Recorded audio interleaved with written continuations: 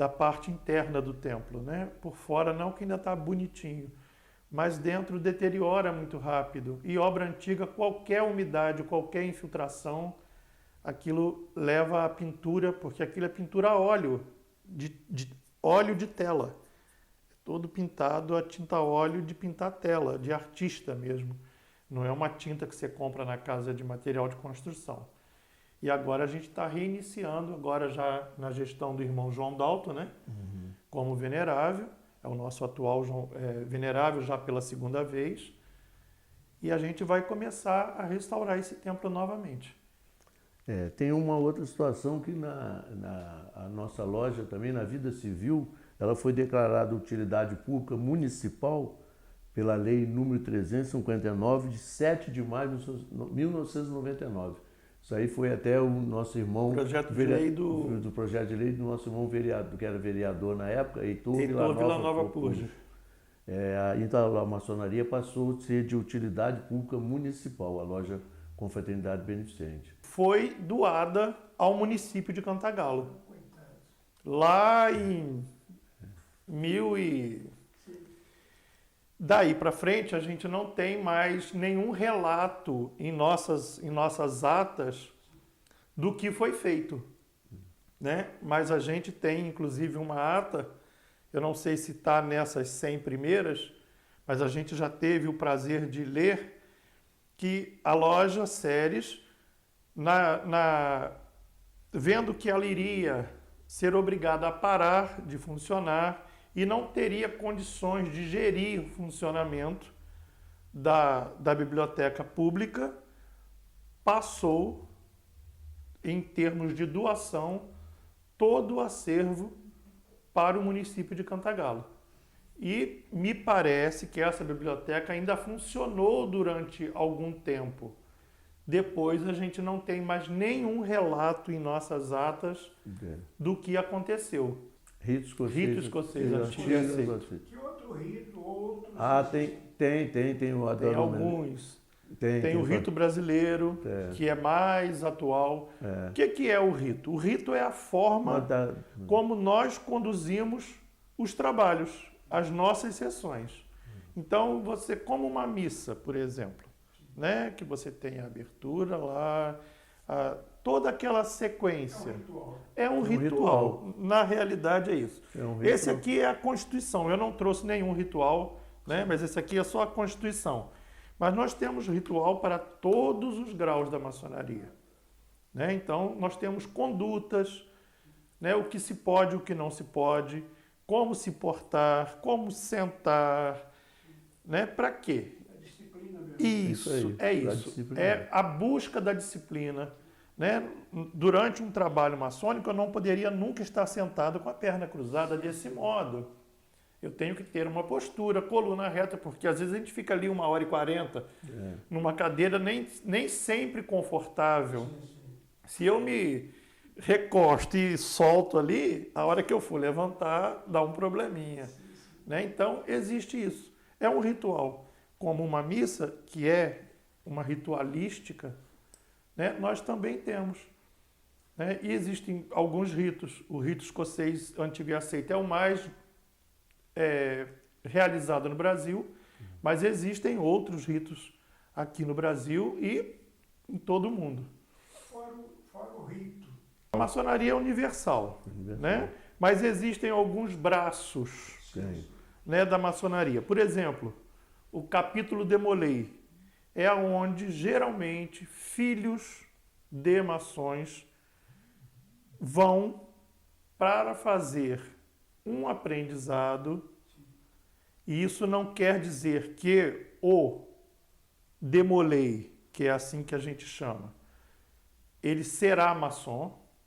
Ele pode ser um excelente Demolei, participar ativamente, ter uma conduta brilhante, chegar lá na frente e não ter o perfil, né, que a gente chama para ser um irmão. A gente costuma brincar, e o Gil brinca com isso. Existem irmãos e existem primos. O ser humano é aquele que não se adequa, aquele que não aceita.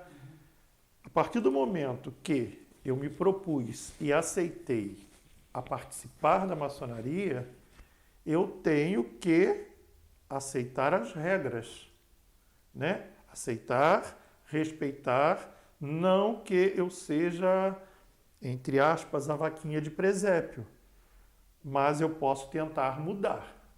De que maneira? Nos grandes e altos postos da maçonaria.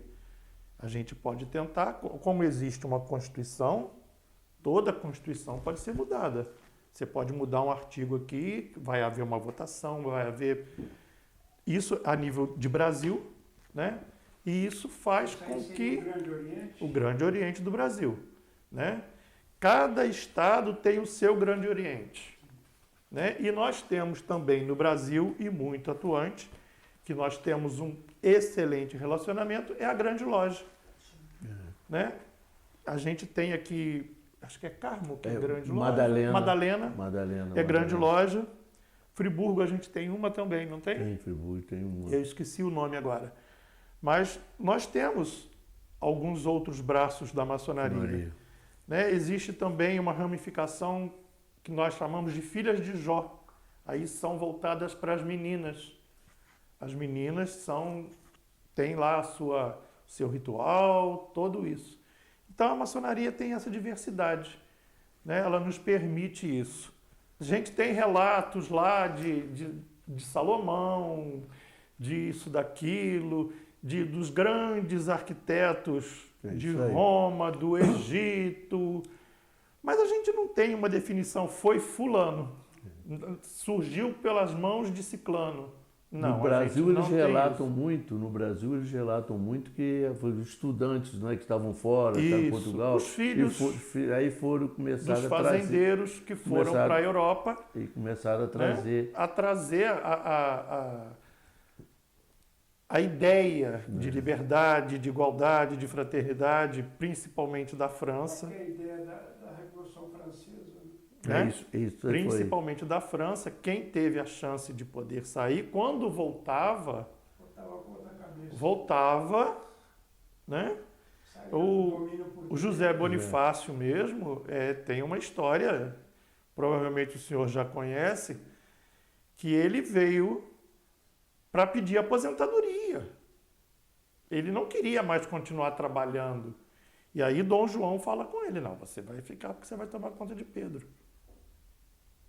Então aí começa a grande articulação dos ideais de liberdade para o Brasil, né? E a princesa Leopoldina, que muito pouco se fala dela, foi uma pessoa que teve uma atuação brilhante, foi de um amor pelo Brasil imenso, né? Há pouco tempo a gente assistiu um filme, eu não sei se ainda a gente consegue achar aqui na televisão, meu filho tem isso gravado lá, que conta um pouquinho e dá assim uma boa abertura para essa história da princesa Leopoldina. Né? Veio da Áustria para se casar aqui sem conhecer, veio, se casou e acabou virando uma grande personagem brasileira, se assim a gente pode dizer. Né? Em termos da maçonaria em Cantagalo, quantos membros vocês têm hoje? Você tem ideia? Estamos com 12, né? Com 12. Hoje estamos com um quadro muito reduzido. Né? Assim, nós passamos um período agora assim, de grandes perdas. Foi um irmão atrás do outro, alguns se mudaram de Cantagalo, então deixaram a loja, outros infelizmente faleceram, né? E o quadro acaba ficando reduzido. Mas já a gente já está voltando com novos candidatos a entrarem para a ordem maçônica, né?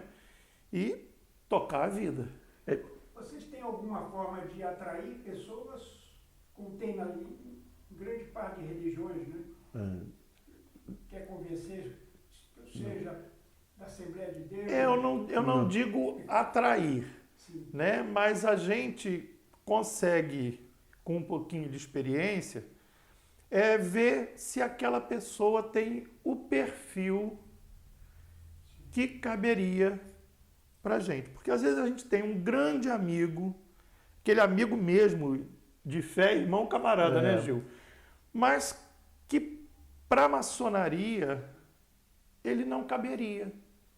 Então a gente tem esse hábito de analisar, e é um processo até você chegar, convidar alguém para ir lá saber um pouquinho mais e chegar ao convite oficial. Existe um processo de análise que a gente estuda a pessoa, né? Até mesmo, como a gente já relatou aqui, se o candidato for casado e a esposa falar não, não. Eu não tive isso, eu entrei para a maçonaria solteiro, né? Hoje, se eu fosse convidado hoje, provavelmente eu não entraria. A minha esposa é totalmente, não contra, mas assim, se a mulher não pode ir, então você também não pode, né? Mas também nunca chegou e falou, não vai não, fica em casa. Não, olha, hoje é segunda-feira, está na sua hora, arruma suas coisas aí. Então, a atração, de um modo geral, a atração no bom sentido, sim. Sempre do relacionamento de cada membro. De cada exatamente. E a gente vê hoje você vê a dificuldade. Eu, por exemplo, eu tenho vários amigos, eu participo de vários grupos. Eu lá no Flamenguinho, estou lá no clube, vários, mas tem aquele compromisso. Eu sei que de você ter que toda segunda-feira reunião, né? E se você está se disponibilizando para fazer para uma coisa que a loja te propõe a fazer, você participar, a aceitar aquilo ali, que você tem um regulamento, né? Que você tem que ter uma conduta, aí ele fica. E hoje eu vejo também uma situação que a gente tem uma vida muito atribulada, né? Muito corrida. Todo mundo tem uma vida muito corrida. E nós já tivemos lá médicos, né? Mas em virtude, às vezes, do problema de estar, o hospital está me chamando, tem que sair com urgência. Aí ele não tem aquela condição de estar participando das reuniões, aí vai e se afasta. Por exemplo, né? Nós temos o hábito de desligar os celulares quando vamos começar os trabalhos. Mas tem dia que o Gil é obrigado a ficar com o celular dele ligado, porque ele está de sobreaviso no hospital. Nós já tivemos médicos que eram maçons e tinham que, durante a sessão, gente, dá licença, olha, eu preciso sair que o hospital está me chamando, e tem que sair. Então o dia a dia de cada um dificulta muito também. Você tem que ter uma disponibilidade. E aí isso dificulta também aquilo da maçonaria estar hoje, né, fazendo mais eventos, de estar buscando umas coisas para fazer, porque todos os membros estão sempre muito envolvidos com muita coisa de vida dia a dia, então eles não têm oportunidade de estar assim, nós já fizemos vários eventos, mas esses eventos, eles nos requerem muito tempo também, porque você tem que ir para lá, está numa quinta, está numa sexta, está no sábado, aí domingo você está... Então, isso também faz com que acho que você comece a perder, né, aquela vontade de estar ali correndo, de fazendo as coisas. Mas a gente procura, né, dentro do possível, né, aquelas pessoas que às vezes até nos procuram lá, que tem pessoas que às vezes nos procuram querendo um apoio para uma questão de uma cesta básica, ou a questão de um medicamento, ou uma questão de uma doença, a gente está orientando. Né? Nós tem essas questões também, que as pessoas procuram, e a gente procura estar atendendo dentro daquilo do possível. Nós temos algumas ocasiões em que a gente pode fazer sessões abertas ao público. Eu acho que o Eduardo já chegou a estar lá com a gente em uma ou duas, ou talvez até mais. Comemorações tipo Independência do Brasil, aniversário da loja, né, de fundação. Aniversário de emancipação do município. De emancipação do município, nós já tivemos a presença de alguns prefeitos, de alguns secretários, de alguns vereadores, né, de algumas pessoas da comunidade. Né? Dona Eva Bom, por exemplo, é uma grande amiga da maçonaria aqui em Cantagalo, uma pessoa que sempre nos tratou com muito carinho. Nós fizemos em ocasiões passadas... Tem aquela outra senhora também, aquela dali da antiga rua do a Dona Eni Batista. Eni Batista. Né? Inclusive, ela tem um histórico de familiares. Tem um parente dela, primo, tio, não sei, que já foi venerável aqui em Cantagalo. Então, nós chegamos a fazer 2 festas juninas aqui na Rua da Maçonaria e com uma aceitação da comunidade muito grande, sabe? E mostrar que a maçonaria não é somente o prédio, né? A maçonaria existe, tem pessoas ali dentro, tem pessoas que têm famílias, né? São pessoas que têm problemas, que têm alegrias, que choram, que riem, como todo ser humano. Nós não somos mais nem menos do que ninguém, muito pelo contrário. Como a gente começou dizendo, a gente está aprendendo. A gente aprende diariamente.